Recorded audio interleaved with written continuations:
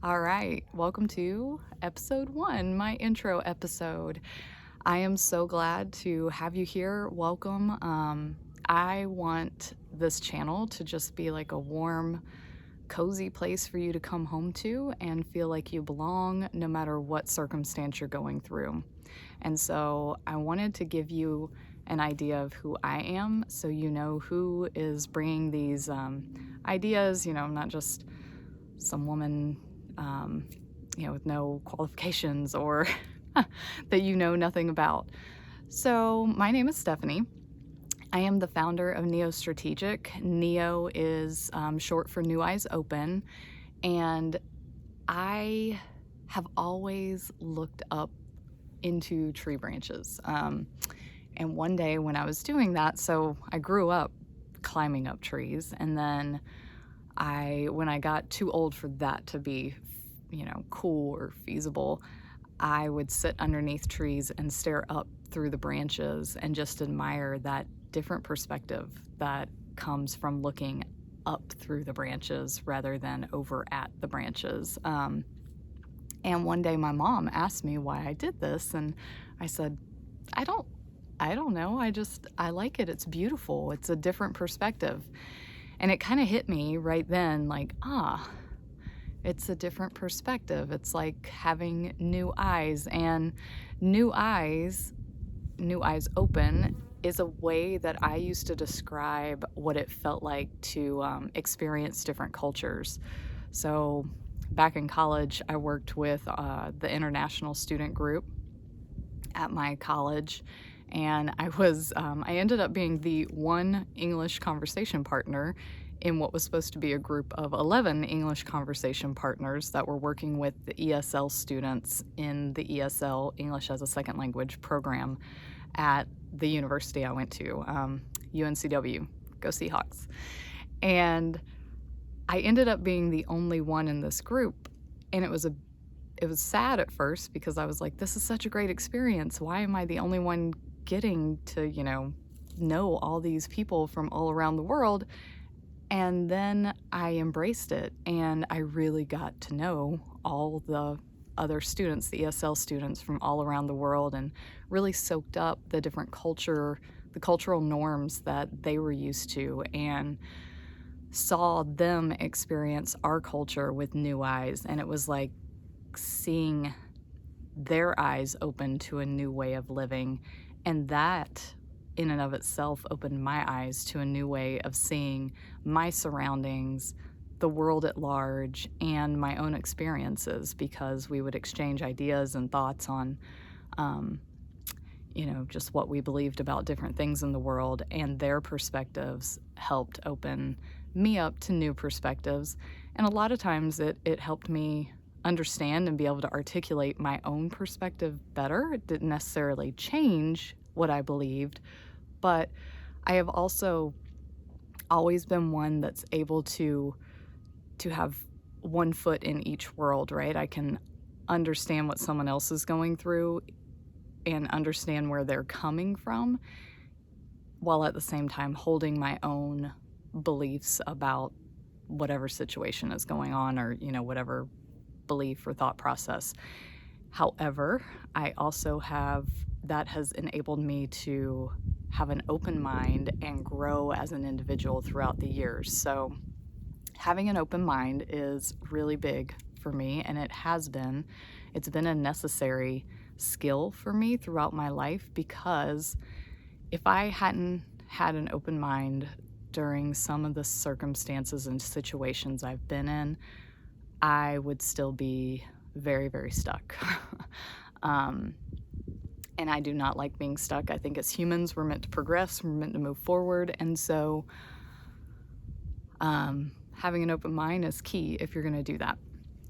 So with that said, I'm in and amongst the trees because they're very special to me. I do follow the more I've grown, the older I've gotten, the more children I've had, the more I've come to appreciate nature's natural cyclical rhythms, and I've embraced those in my business, in my lifestyle, just all aspects of life, from motherhood to being a woman to even back when I was a teacher. Yeah, side note, I was a public school teacher.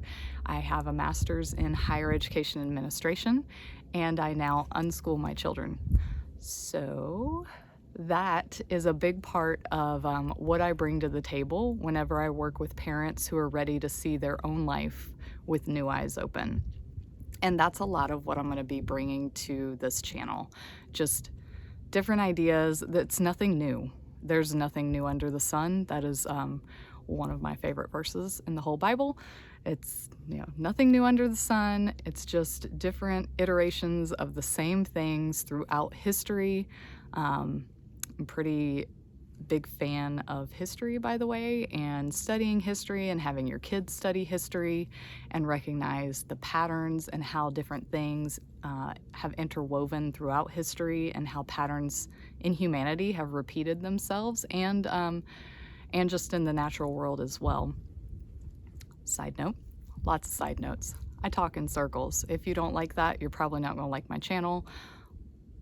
But if you do, if you stick around, then we'll come full circle and you might just learn something. Or if nothing else, I hope that I am able to reassure you that this path that you're on that maybe looks completely different than what everyone around you is on is okay, as long as it's the path that you feel is most aligned with what your heart and values and belief systems are telling you is true at this time.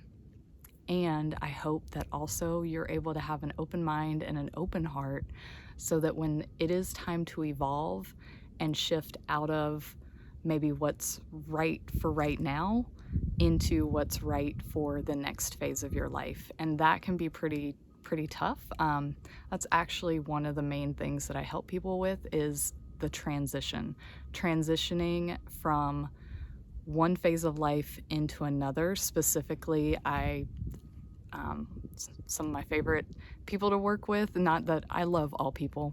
I've been a teacher, I've been a bartender, I have been in, I've worked in construction, admin, I've worked in business operations with all types of businesses. I love people, and that's actually a lot of the reason why I'm doing this. I can't stand being on the camera, but I believe that we're in a time where so many things in our culture and in our world are shifting that it's selfish for someone who has gone ahead and done things differently and has some wisdom, some hindsight wisdom to share with others to keep it to themselves. So that is why I am being brave and in front of the camera, despite the fact that I really don't like this. I would love to be talking to you face to face, which, hey, let's do that sometime. There's a link in the comments below. I would love to have a coffee chat, no strings attached, no energy strings attached. It's not a sales call.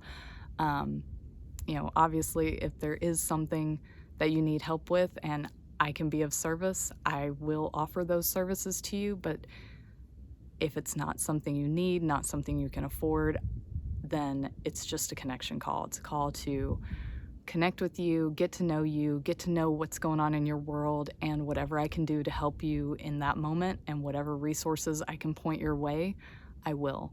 Because once somebody is in my world, I am their cheerleader pretty much for life. And so my mission is to help each and every parent, individual out there be aligned with who they are truly. So remember who they are and align their life's actions to mirror who they really are so that they can do the same for the kids in their life, so that the kids in their life are free to do that, so that the kids in their life have an example of what that looks like, so that their kids in life don't have to grow up, get conditioned, make all these, not that they're not going to make mistakes, but take so long to figure out who they are. Because I really believe that if we allow children to truly be children and do the exploring and learning and nurture their love for learning when they're little, then they're going to take off into the world running and more quickly be who they are meant to be in this world if we allow them to do that. And that's really what I'm all about.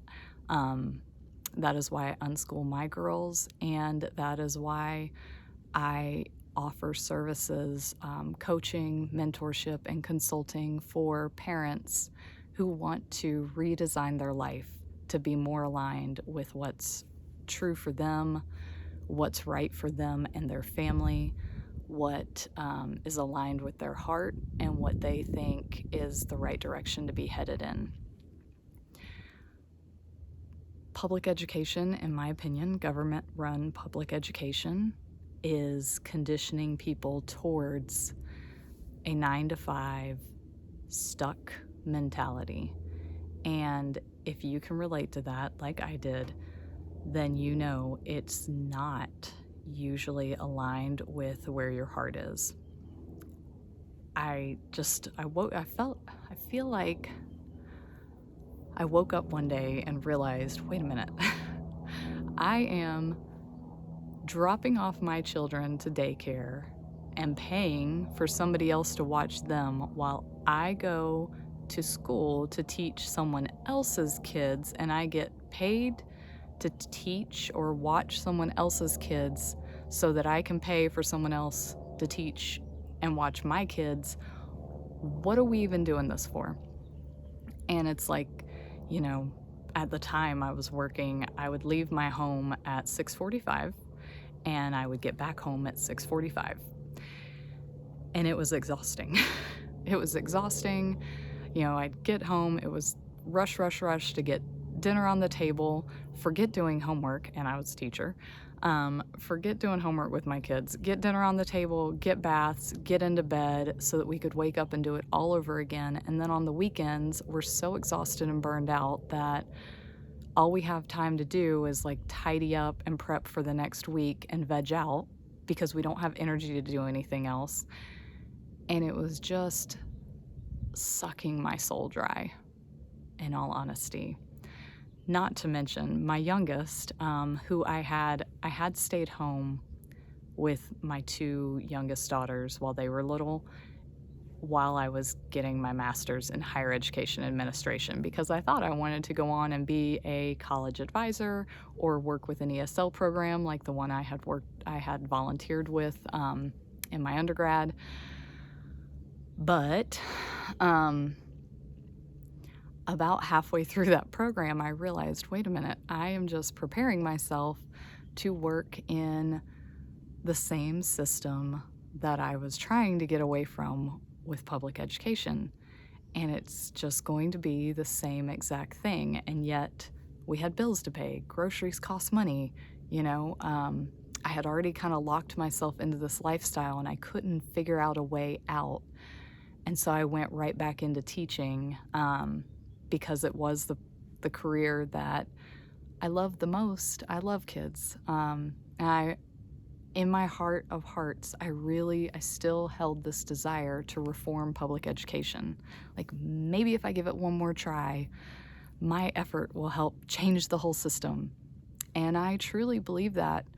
For about 3 more years, my youngest, when I dropped her off at daycare, every single morning would cry and scream and kick. And so I walked away from leaving her every morning with, "Mommy, please come back, Mommy, Mommy." And I just couldn't, I could not continue to do that. And it just started, I was like, oh my gosh, there's got to be a better way. There's got to be something's got to give. There's got to be a different way.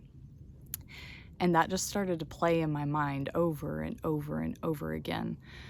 And then one morning I was, you know, rushing out the door, trying to get to work on time. One of my children was dragging their feet and I was feeling the pressure, and the pressure was building, and I just had a bout of mommy rage, which is something that we don't talk about enough, but is real, and I believe is because so often mothers, especially nowadays, are pressured into feeling like they have to do all these things. They have to be all the things. They have to work. They have to be a mom. And it's not just enough to be these things. We have to be great at these things, and let alone, not to mention, like, take kids to these expectations of after school activities and volunteering at church, or whatever your community and or faith organization is. And I was also married to a narcissistic spouse. Didn't even know, I knew the term, but I wasn't even really cognizant of what that meant at the time. It was only after that marriage dissolved that I became aware of that. So that was another thing layered on top of this. So one day we're rushing around trying to get to work on time, and I'm talking about, you're supposed to be out the door at this time, blah, blah, blah, rant, mommy rage, slammed the door of my SUV, and I heard a crunch. I had gloves on that morning because it was a cold morning. And so I looked and I noticed that my red glove was stuck in the door, and I just pulled it free. And as I looked down at the pavement, I realized that that red glove had red dots dripping out of it. I had broken my own finger, y'all. And so something's got to give. And that morning, something gave. Something broke. It shattered. It was my own finger. I ended up not going to work at all that day, despite all that running around in the morning. We didn't even make it to work or school. My kids made it to school thanks to a neighbor. They were late, and I never made it to work that day. And I also had to take several days off throughout the next couple months to go get rehab done on my finger, my broken finger. I had to teach it how to bend again. So during all this time, that 8-hour day that I spent between the ER and an orthopedic hand specialist, I was just sitting there thinking. I was like laughing at the absurdity of the situation and thinking, okay, well, I kept saying something has to give, and it gave. Now what? Like, something's got to change. What's going to change? And I decided that the only thing I had control over was myself. And the only thing that could change immediately was me. And so I made a commitment, just a small commitment. I was like, the only thing I can think to do is spend 10 minutes a day in silence, first thing in the morning. That way, at least I get my head straight and calm before we get out the door, before the rush of the morning starts. Maybe that'll help. At the time, I didn't realize that what this was called in other spheres was meditation. I grew up very conservative Christian, and I called this my quiet time. I picked a Bible verse each morning, and that became my mantra. To keep because I noticed the first couple of mornings, I was like, gosh, this is hard. This is not helping. All the thoughts in my mind are like rushing in, and this is not relaxing at all. This is not quiet. Like, my mind is really loud. So I decided to take a Bible verse and I would repeat it to recenter my focus each time I started thinking about different things. And eventually that helped. Eventually, there was more actual quiet to my morning quiet times than rushing thoughts and raging thoughts. Eventually, I started craving more than 10 minutes and more than once a day. And the next thing I can think of that this led to was a gratitude practice. I had been given a book. So all this took place like mid-January. So about this time frame back in 2017. So we're coming almost full circle, 7 years ago. And I started the quiet time. I had been given a book on gratitude by Ann Voskamp. I think it's called The Broken Way. I had been given it. I had actually requested it for Christmas, but just didn't. I tried to read it once, couldn't get into it. But as I started developing this quiet time practice, that book started to call to me. And so I started reading it, and Anne's premise of the book is a term called, and I might be butchering the way that you pronounce this, but I say Eo Christeo. Christo? Eo Christo? Anyways, it's the idea of always giving thanks in every moment.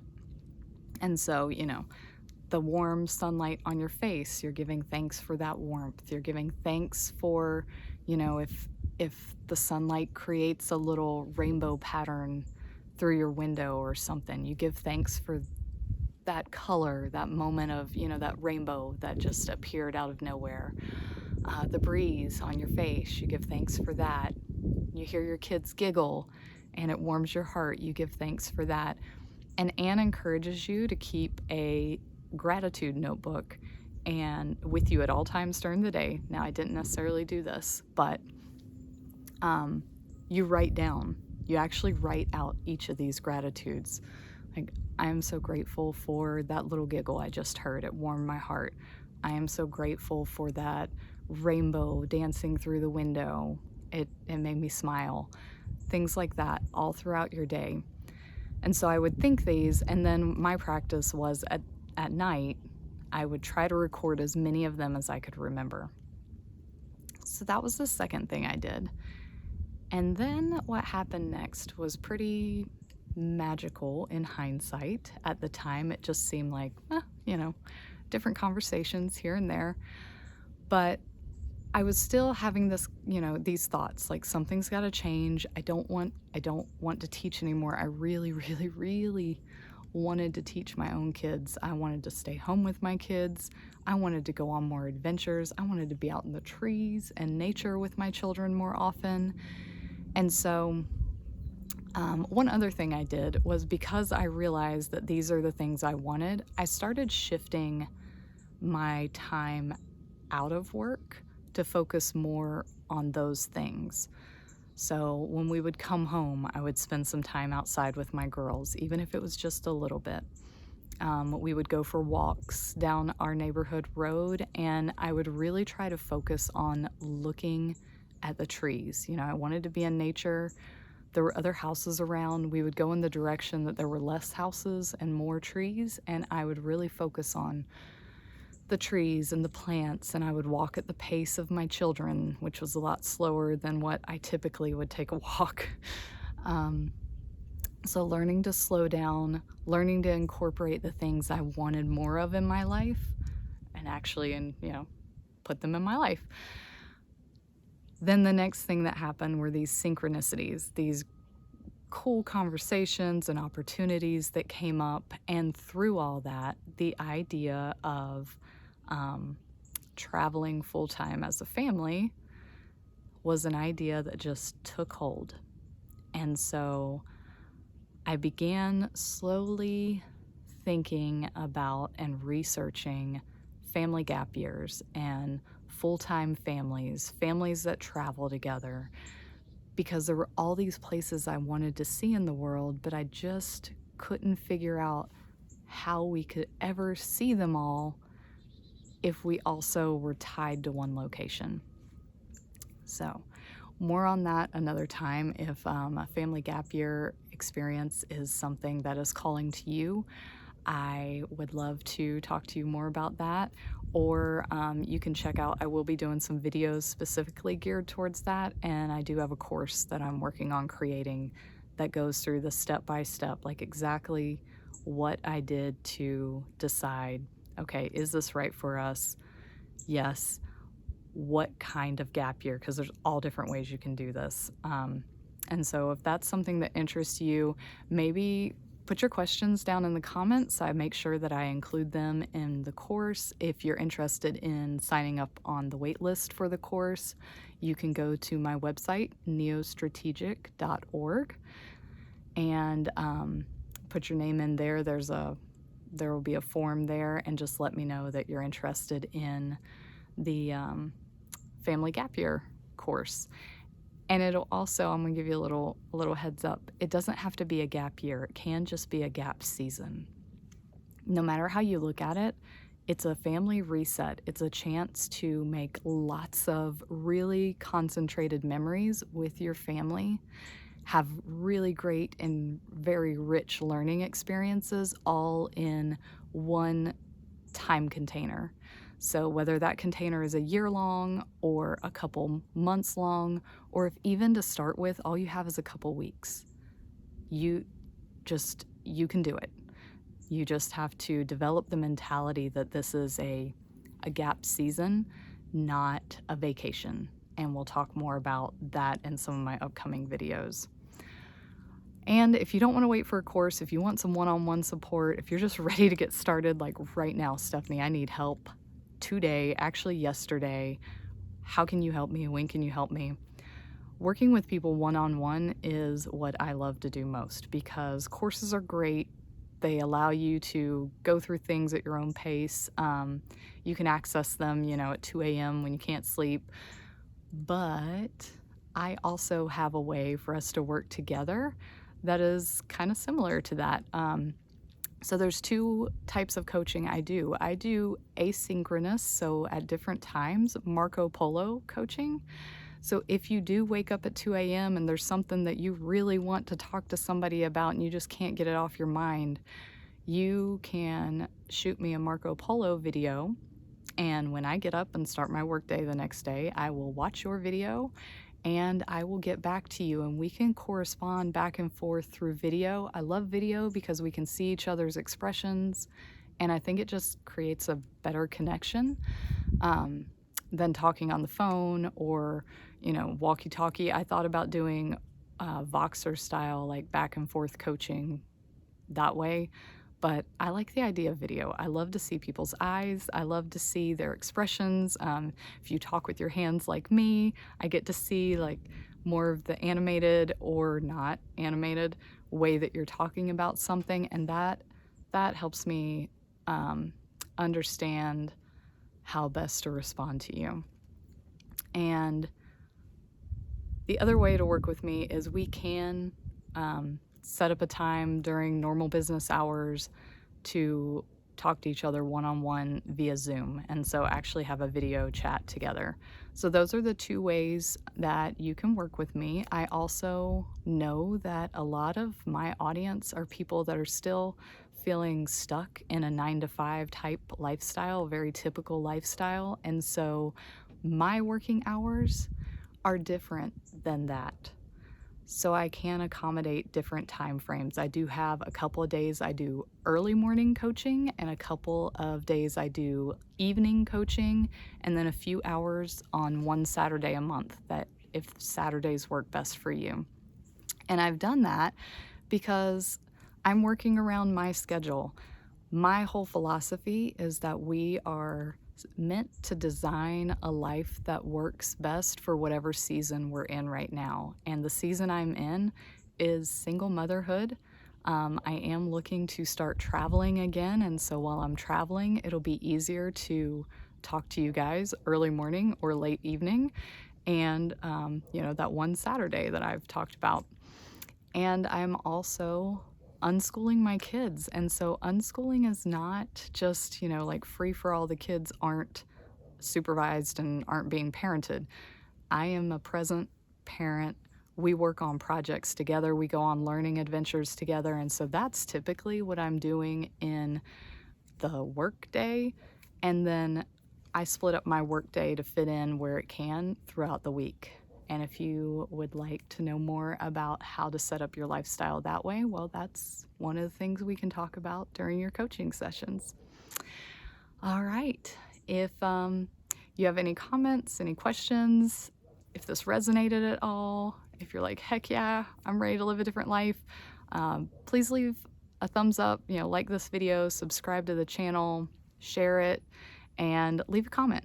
I would love to hear from you.